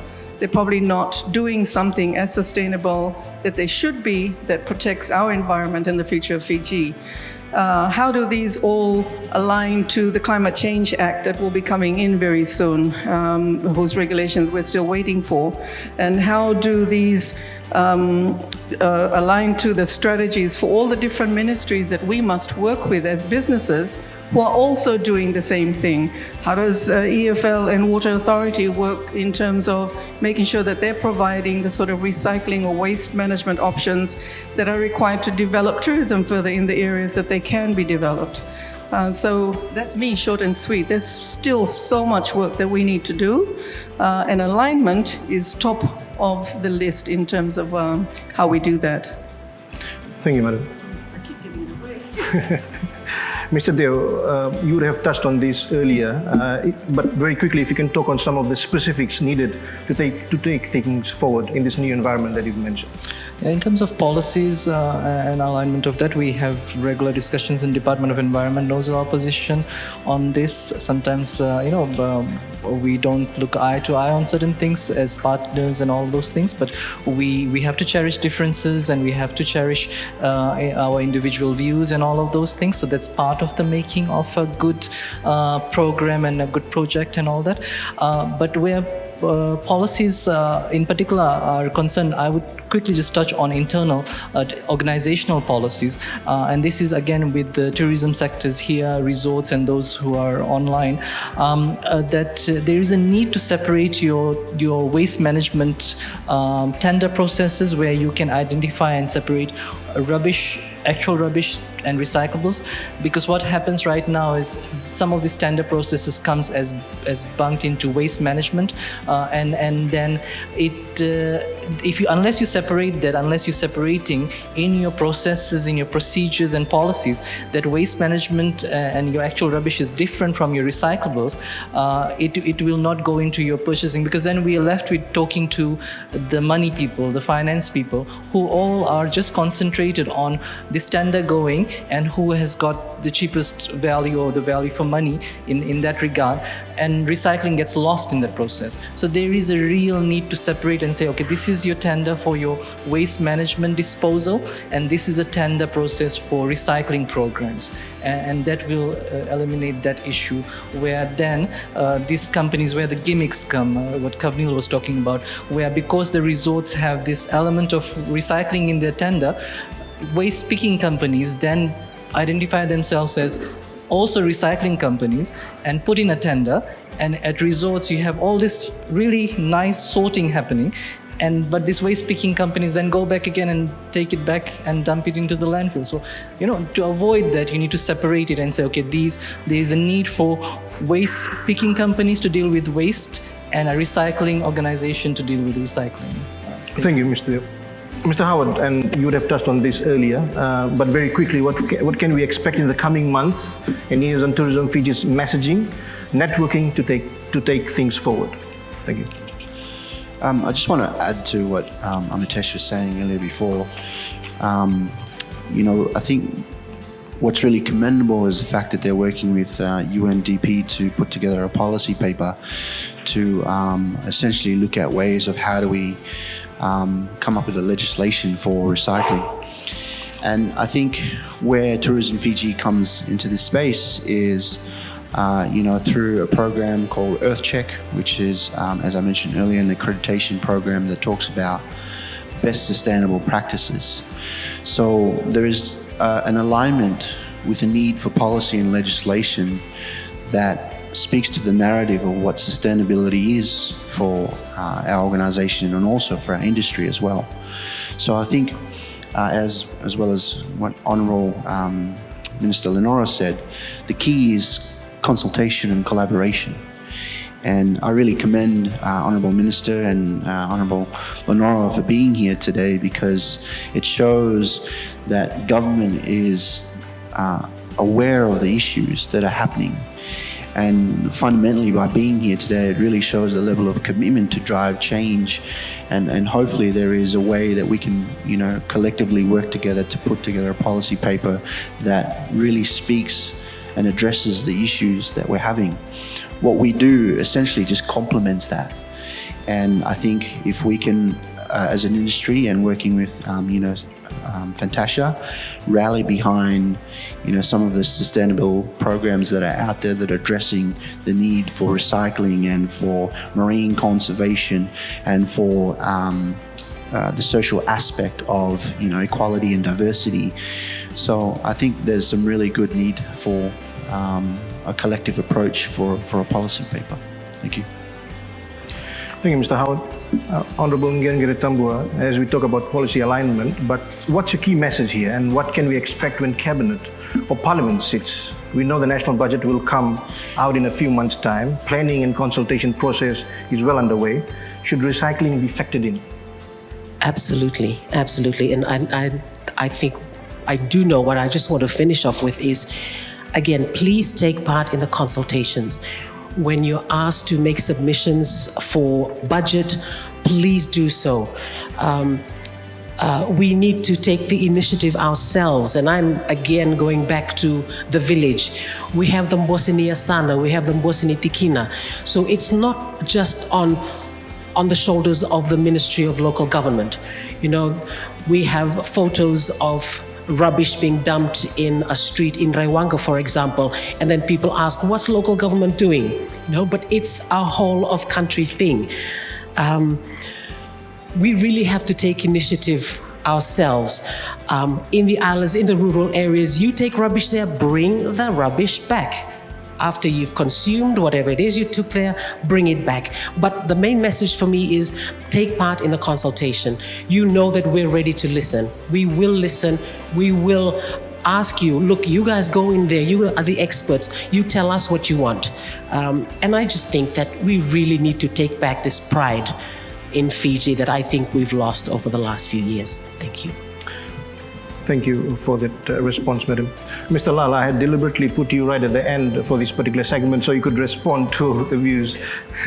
If you can shed light on whether there is a need for policy alignment to take things forward, and you can definitely respond to the earlier comments that have been made in this segment. Thank you. Thank you, Dhananjay. And thanks for putting me last. I'm glad you touched on the budget consultation with Honourable Leonora. For some odd reason, all this while, we had in the department's budget, we had a allocation for 7R, which used to be 3R before, and then we had a budget for LITA awareness. It's two components and two allocations there. For some odd reason, it's no longer existent. We don't have the funding to do work in this space, and I'm really hopeful. Yeah, this is the fact, and I'm really hopeful from the department's point of view that we get some funding to at least work in this space, because without that it's impossible to actually get out of our office and to work in this space. And coming back to the question, Dhananjay, that whether there is the need for policy alignment. Of course, we can have all these discussions. This has happened and it continues to happen over the years. So many discussions, so many roundtables, so many forums. But it hasn't really, like I said earlier on, it hasn't materialized into actual actions, actionable items. And I think if we have regulations, we have policies to guide that, I think that will really help the cause. Because without, you can have all these discussions and continue as long as you want, but it will not really, I think, happen if we don't have those guiding policies and regulations around that. Just quickly to touch on Ms. Lockington's comments, what happens to the facilities that do not comply. Of course, they issued non-compliance notices once they don't comply with these regulations. Talking about if the stick is long enough, I don't think so. Because with the capacity that we have limited staff to reach out to every individual facility right in the interior and in the main hub, and that's where really the gap is in terms of capacity within the department. We don't have the adequate staffing in that area as well. And just to end up, you mentioned about incentivizing behavior, and Honorable Kerengere Tambua also mentioned that, what I said earlier on, that the paradigm shift, if it goes back to the producer or the manufacturer, I think this is where we need to incentivize these kind of behaviors. Those that take on this, these initiatives, that if I'm doing it, I should be getting something in return. If you incentivize those behaviors, and when we talk about mindset, like we were in school or in small kids, we get a lolly, if we do something good, and we're really happy about it. I think I was actually. So I'm saying, with that assumption, everybody would be. So if we incentivize good behavior, I think it has a ripple effect, and it actually, reaches out to the others, that I should be doing it as well, and not only as because it's a regulatory requirement or that, but more for because I care. I have pride in my country. My actions matter, and those kind of things. You cannot be that ignorant, staying on the mainland and thinking my actions here is not going to affect someone in Kandavu or in Yasawa. We are, surrounded by oceans, small island with big oceans. That's how we identify ourselves. And, these common waste that we are talking about, plastic bottles and plastics, these are transboundary. They move very easily. So if you say you stay in Suva in Suva city, and you think I can just discard it here because it's not gonna be it's not my problem, but it's somebody else's problem. And the moment you recognize that as individuals, as those that hold civic responsibilities and civic pride close to themselves, the moment you realize that, I think that's where the solution maybe can be. That's where it lies, and it needs to be spread across to everybody, whether it be individual, business community, anyone for that matter. Thank you, Dante. Thank you, Mr. Ra. Ladies and gentlemen, we will now move on to the last segment, which is question and answers. The floor is now open for questions, and those participants who are joining virtually, you can still send in your questions through the chat box, requesting if you could please introduce yourself and the organization that you're representing before you pose your questions. The floor is now open. Thank you. My name is Satyanara. I'm actually from Radisson Blu Resort. Just for your information, we are using the term responsible business. When we use responsible business, so we have leading responsible business, and there's another, we are doing leading responsible and leaving responsible business. So when we do leaving responsible business, it is for all HODs and ExComs, where they lead to see that the people who have learned living responsible business. So when we talk about responsible business, we normally focus on three pillars: the people, the community, and the planet. So if you see recycling links to the people, to the community, to the planet. So this is how we do our training to our staff. And then we are shortly setting up competition among the staff members who will be doing the best. So there will be business, we have a board, responsible business board, that will select member who will go in, do the site inspection and check there, and there will be our rewards for them. For our environment, I mostly from the Ministry of Environment and the Madam Minister. I think it's very important that when the policies are being made, that all the organizations who are in business, suppliers, environment policy, like OHS. When OHS comes for the inspection of a site for license, without OHS certificate, without your policy, OHS policy, you won't be satisfied. So similar something could be implemented where the people can be then taken to responsibility. Thank you. Thank you. Panelists, you would like to respond to some of the initiatives that are run, as you mentioned, and the suggestion that has been brought forward? I'll start. I'm totally against one more regulation because the tourism industry have so many that they have to comply with. But I'm all for making sure that regulations and policies are aligned so that they make sense. And so it's easier for businesses to be compliant. It doesn't make sense to me personally that if you tossed your cigarette butt into the street, you'd be fined $40. And if you took a 40-ton truck and threw your commercial rubbish into the cane field, you'd be fined $40. That doesn't make sense to me. So we need to make sure that, the regulations make sense, and I mean common sense, so that it's simpler for us to all be compliant. That's my take on it. Hi, I'm Brent. I'm the CEO of Tourism Fiji. My question is around, I guess, visibility of recycling. I'm a big believer that hope is a verb with the sleeves rolled up. So if we can provide more visible evidence of, recycling. For example, we have the bins here, that people want to do this. And we see this, when you travel around the world, the countries that are doing it best, around Scandinavia and parts of Australia, etc. You go into a shopping mall, there's all the recycling options. You go into the airport, there's all the recycling options. If you're trying to buy toothpaste, there's a green option that's particularly marked out as green and using that material. There's keep cups in cafes. There's cafes that are offering 50-cent discount on coffee if you bring your own keep cup, etc., etc., etc.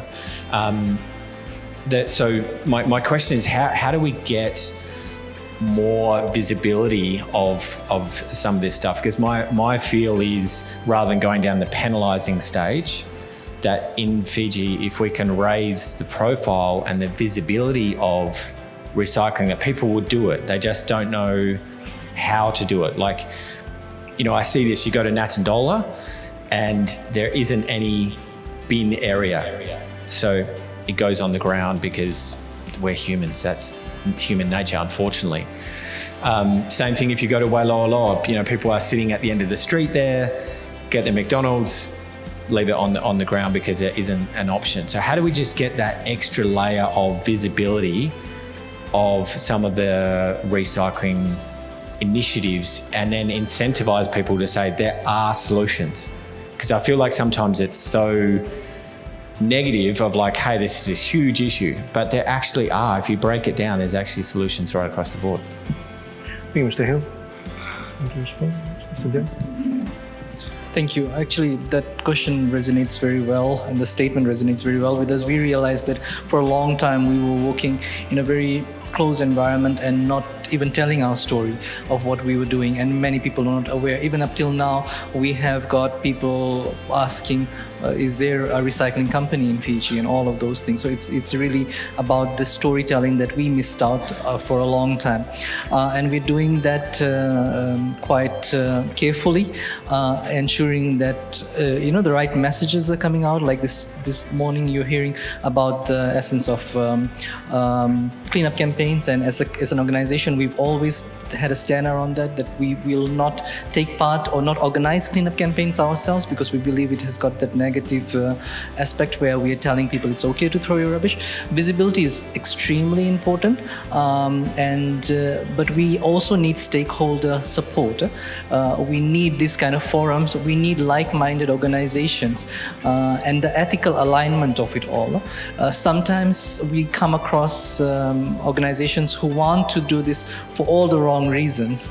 It's more about ticking the box or about being seen to do these initiatives, but it's about that alignment of ethics, vision, and all of that. So we progressively have to make steps in the right direction and have that. Our iRecycle Hub program is actually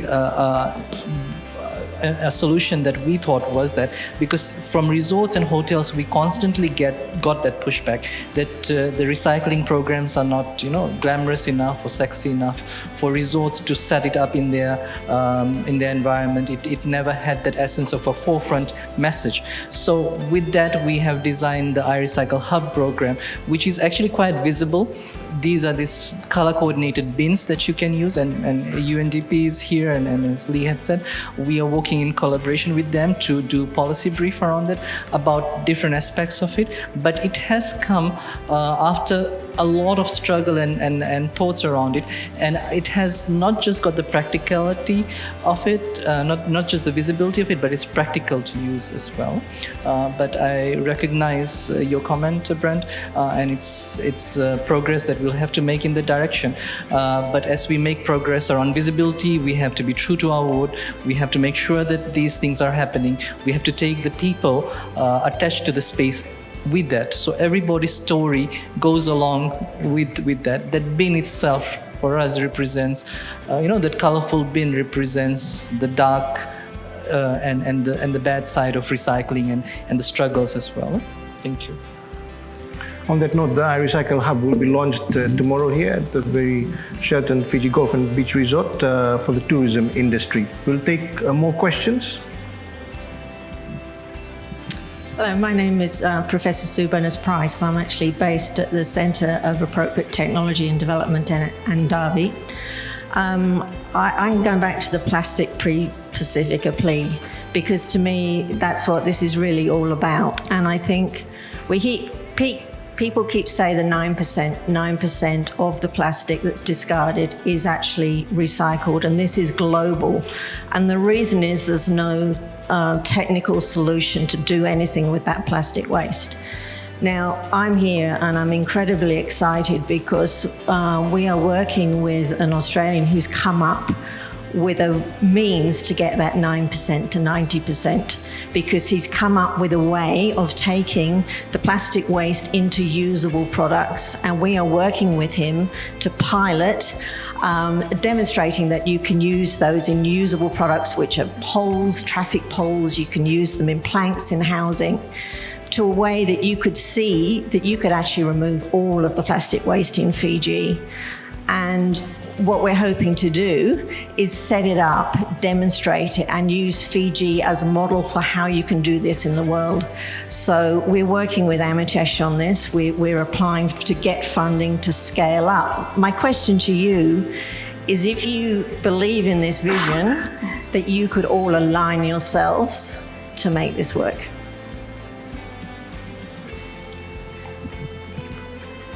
Any of the panelists would like to respond to? That's just a big yes.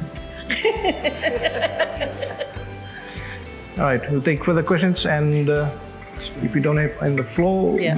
we'll go. We have the example here, so anyone who's interested, happy to tell you more and see how we can progress it. Thank It you. does take 100%.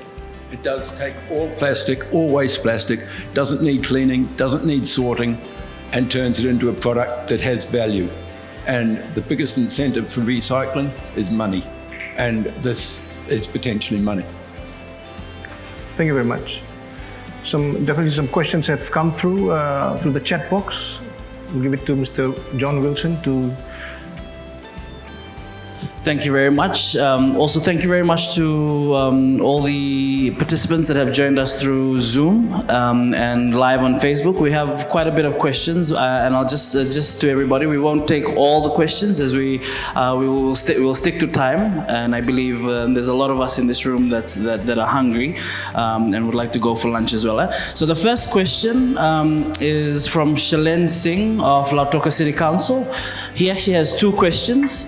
The first question is, why has it taken ages for Fiji, being leader in the Pacific Island countries, to introduce CDL, while smaller countries like Palau, Kiribati, RMI, etc. have adopted CDL decades ago and managing more than 95% recovery rate?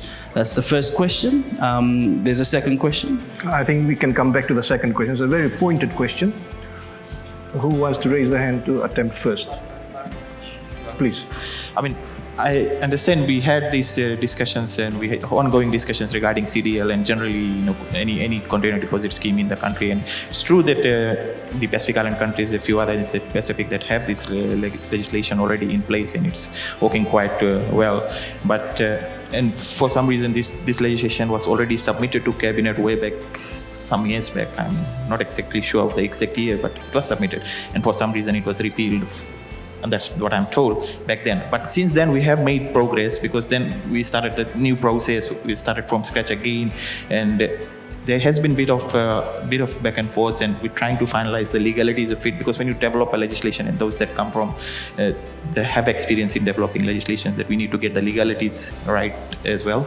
And at the moment, the department is in discussion with the Solicitor General's office. I can assure you that, and we're trying to take it from there once we get the legalities right legalities right from the Solicitor General's office. But having said that, there's so many. I think, if I can get it right, I think it's 49 different schemes throughout the world that are there. Different schemes when it comes to container deposit, and each is unique. So it's not like you can replicate the one in Sweden, you can replicate it in Fiji or something like that. It has got its own dimensions to it, and own uniqueness, and that is why we need a country-specific scheme legislation out of the scheme to really make it work in Fiji, because you can have the legislation again, but if it doesn't, so that is why and I think I understand and I totally appreciate that we'll need to have this constant dialogue and constant discussion and collaboration from all stakeholders, because we want to get a legislation that's best fit, and that is functional, that is appreciated by the stakeholders, and not something that is seen as that it is required because it's a legislation. They should appreciate it in the first place, and then it's easy to work in that way. I think we have learned from our past times. I think this will be a good way forward with development of the container deposit legislation. Thank you. Thank you. Yeah, at the moment it's working for the beer bottle industry, but the specific ones only. Not all beer bottles, and particularly those that imported beer bottles don't get collected. Only those that are, I think, locally produced, manufactured, those ones get collected. And I think it shows that that model is feasible. Yeah, it will work. It just needs to get the deposit value, and how it will be collected, and how it will be rolled out, and those kind of things. Because there's, as much as it might seem very easy to establish, and those kind of things, there's a lot of work behind it as well. Who collects the money? In the first place, because it's a deposit. How is it going to be rolled out? What percentage is going to be rolled out? And of course, like I said, these are existing schemes, but what works best for Fiji, that needs to be understood and appreciated as well, whilst we develop the legislation. Thank you. Thank you. I'll just add a quick response to that question, not putting anybody under the spot. But I believe corporate bullying could have been one of the main reasons for such a delay for CDL to be implemented. Thank you. Could be one of the reasons. Thank you for being specific, Mr. Deo. We'll take on the second question, John. All right, so the second question is directed to Mr. Amitesh Deo. Is PRF, or Waste Recyclers Fiji Limited, ready to manage CDL systems as managing agency, provided necessary financial and legislative support is provided? Yes, we are. We've always been ready.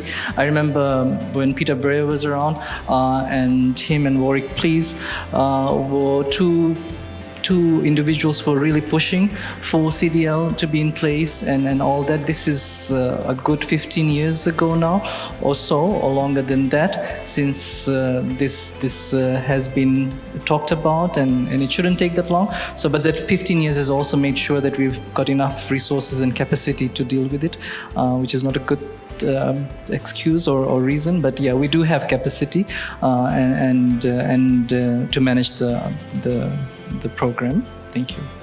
Thank you. We'll move on.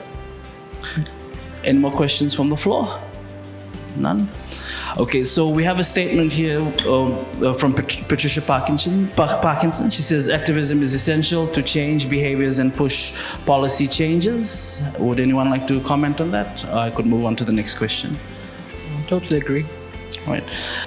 Manufacturers and importers of plastic, this is from Shalen Singh. Manufacturers and importers of plastic need to be held accountable for the products that they manufacture or import in terms of recovery for these plastic products for recycling purposes. Example, if Coca-Cola and Fiji Water can carry out recovery efforts, why are others not playing their part? I totally agree, and like I mentioned initially, that the paradigm shift and those kind of things I was mentioning earlier, I think that is very important as well. And some of them have taken it on board, that it's their responsibility, whether it's a CSR or whatever it is. They have taken this responsibility. I don't see the reason why it needs a legislation to, or a regulation to be in place for them to assume that responsibility. We have a responsibility towards the environment, those kind of things. If they can align themselves, in that way, forget about the legislation, for a moment. But if they can align themselves with a bit of civic responsibility and pride and being, benefiting by operating in the country, they need to give back something to the environment and to its people. And if this is what it takes, they should assume this responsibility. And hats off to those those facilities that take it, and they should be exemplified, and taken as examples by the others here. All right, so we have another question from Carl Probert. Collection is critical. Currently, there is significant effort required to get the products to a recycling center. Households are happy to separate waste. It is the collection that makes this difficult. Would anyone from the panelists like to answer that? That's the key thing that I mentioned before, that in Fiji we don't have a national waste collection strategy or plan. It's simply done within the urban areas.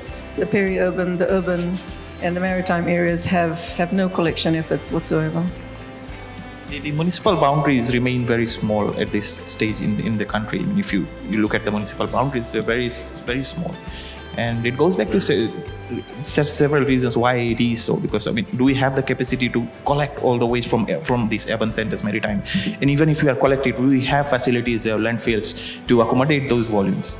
Do we have parallel construction of cells, in the landfills? Do we have that kind of financial investment to continue to construct those landfills, cells in the landfill to accommodate those wastes? So these are I think the drawback factors why the municipal boundaries have not been expanded, and it would be really interesting to get some comment from local government as well.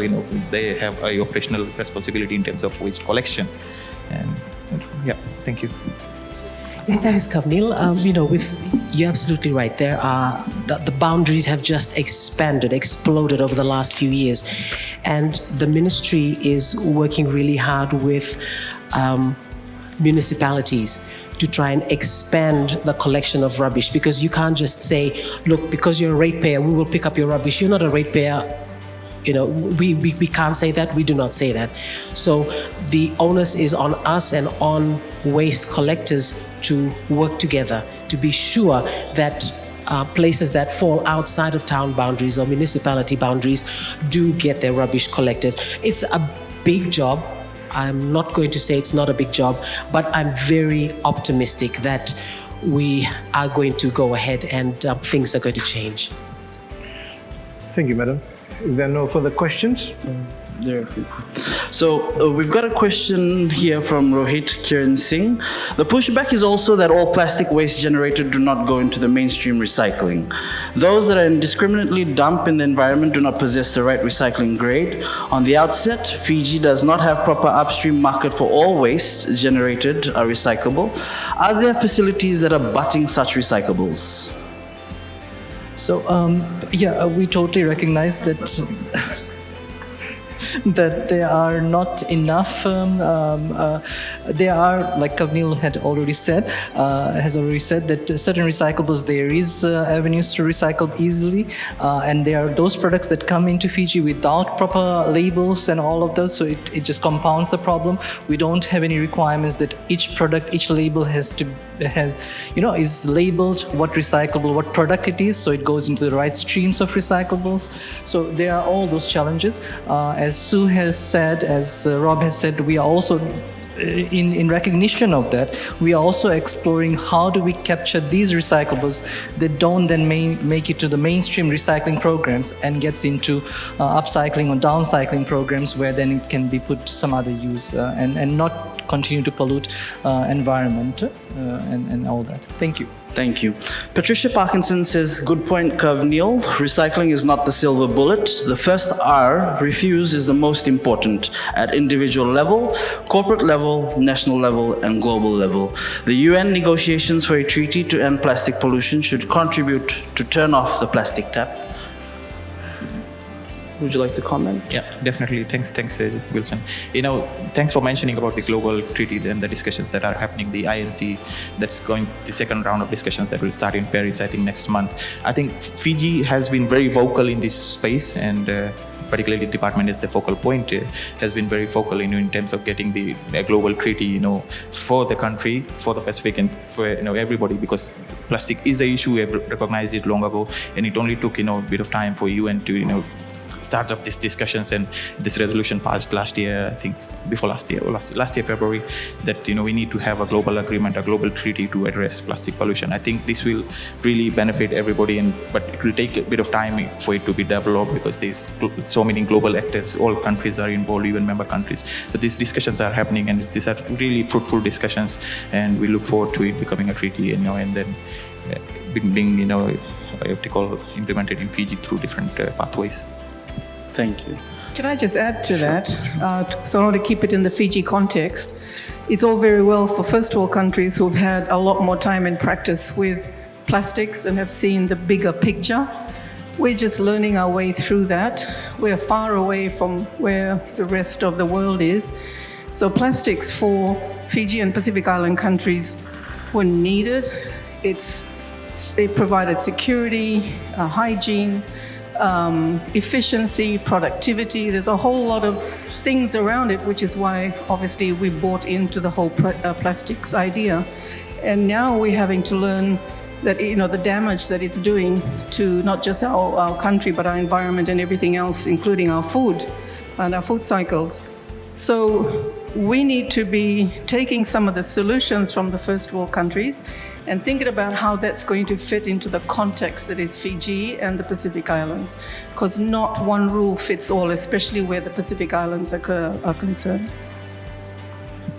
Thank you. I'll just go through 3 more questions and then we will end the roundtable discussions. The next question is from Shalend. Whilst we all agree that reduce is paramount, let's be practical about this. Whether our people are ready to embrace and practice reduce, we see leaders using water bottles in events and meetings without exploring other choices, like jars of water.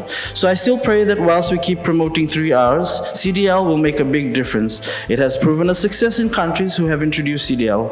Why not give it a try? On some desks. Not mine. Yes, we do have a big responsibility.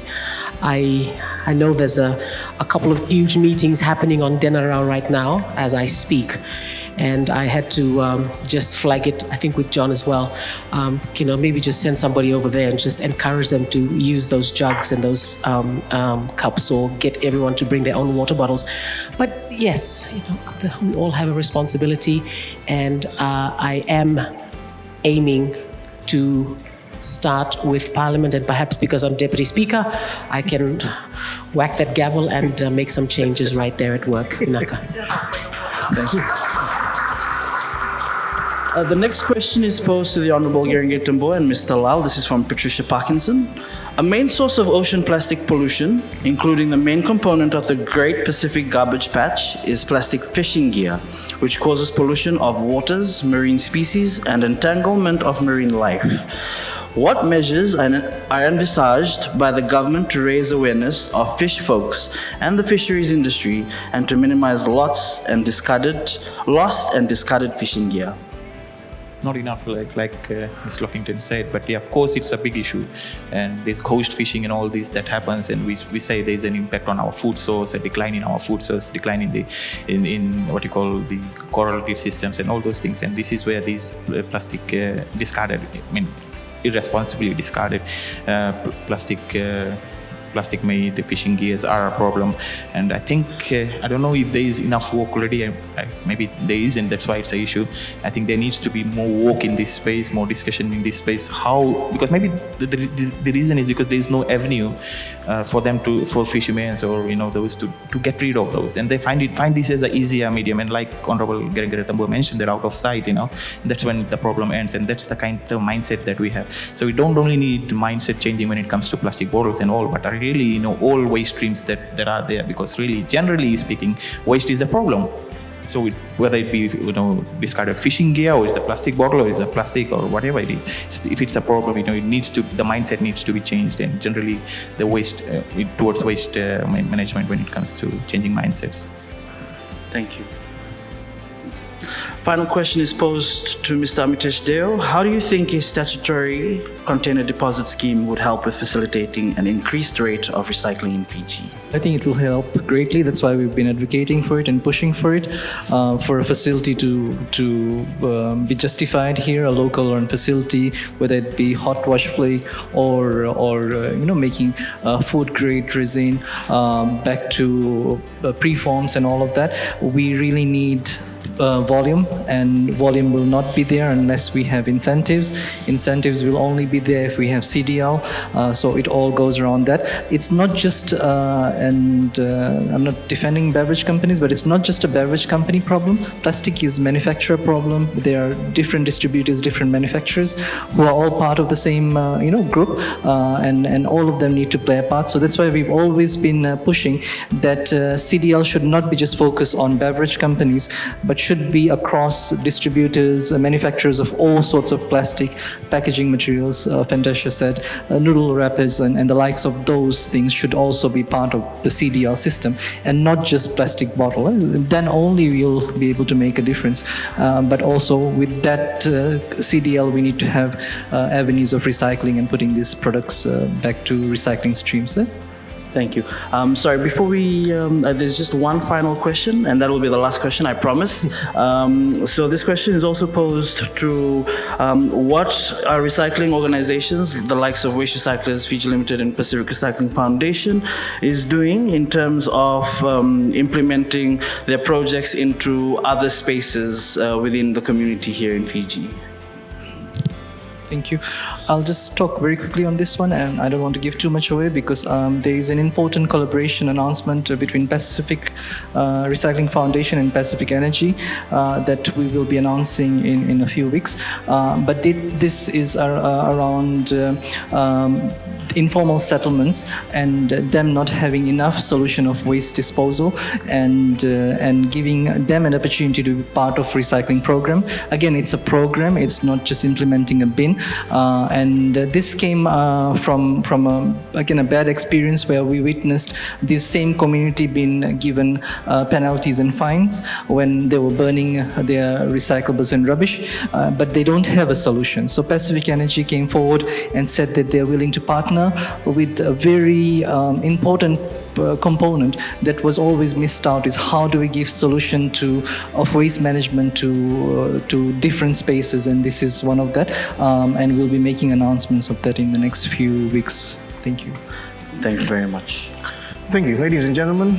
We have now come to the end of this roundtable discussion, and I would again like to thank our panelists for accepting the invite and taking some hard questions today, which are very critical for recycling and those involved in this space. This roundtable discussion was an initiative of Pacific Recycling Foundation and Waste Recyclers Fiji Limited through the support of the major partner Tourism Fiji, official partners Swire Shipping, Pacific Energy and Fiji National University, as well as support partners Pure Fiji and BSP Life. Vinaka, and please do remember the slogans, share the commitment and join the movement. Vinaka.